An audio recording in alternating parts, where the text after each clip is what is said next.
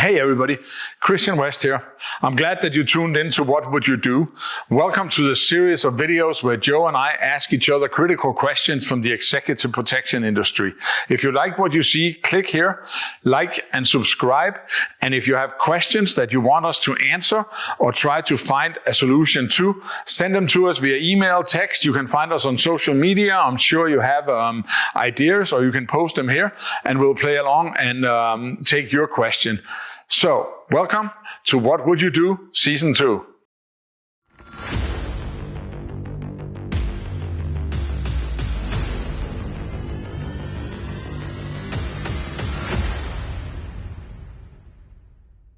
Yeah, and I kind of been timing all the questions that has come in because I really like the answer of what your answer to this one, because I personally think that this is kind of an interesting problem that people might have to deal with. All right. You're on a detail, you're the detail leader, or maybe it's even yourself, it doesn't really matter much. You walk in to a restaurant, come up, you're on the way to the next thing. When you get into the car, you realize that your principal is armed. What are you gonna do?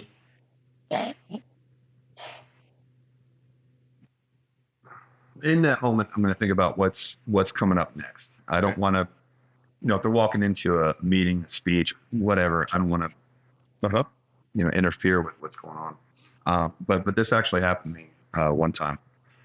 We took a private flight to another state, and that state luckily was very, kind of open to carry. Everything else, it was an open carry state, but either way, reciprocal with our state. I looked that up, and it was a female principal, and she opened her purse, and I saw the pistol grip, and so I had one of my guys who kind of had a better relationship with her. It was my detail, but he had a better relationship with her.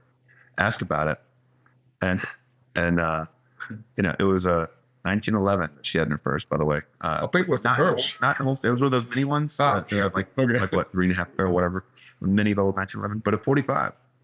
Okay, not in a holster, just cocked and locked. And anyway, it was an interesting case. But to the specifics of your question, what do we do?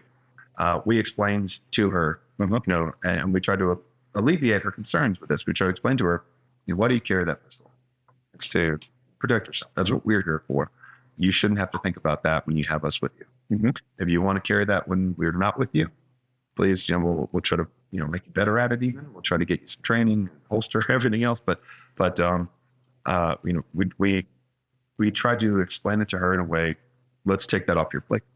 Don't worry about carrying the pistol. What if you go to an office? We're going to DC the next week, so we use that as an example. We're going to DC. You can't carry there. Mm-hmm. Not at all. So let's just leave it that way.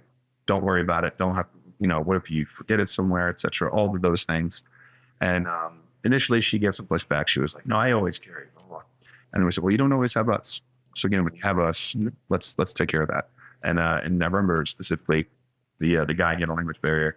And he says, "Let me have." And she was like, "Okay." And she gave it. It's pretty funny. Did it have any consequence for the detail moving forward? Not at all. No, she was good with it. Okay. Yeah, right. She was good with it. And she agreed to not carry when she was with us. Wow. But we were kind of lucky in that case. I've seen it go, or rather I should say, I've heard of it going, different ways. Yeah. The big thing I think is you don't want to tell the principal what to do. No, you can't do that with us. Yeah. You don't want to do that. What you want to do is, sure, ma'am, why? You have us. So when we're here, let us take care of that. Don't worry about it. And this scenario here was a question that was sent to us, right? And if you look at what I said you guys went into a restroom, and then you went on to the next thing when you noticed the gun. And I automatically kind of put that in there, because the one time I had it, I actually had the option or the possibility to say, you just broke the law by carrying in a place that serves alcohol. Mm-hmm. And the person wasn't aware of that, right? And that gave me the out to try and educate the person. But at the end of the day, like you said, you cannot tell the principals what to do. You can choose not to work for them. That's the only option you have, right? So, yeah, that was a good answer. I like it.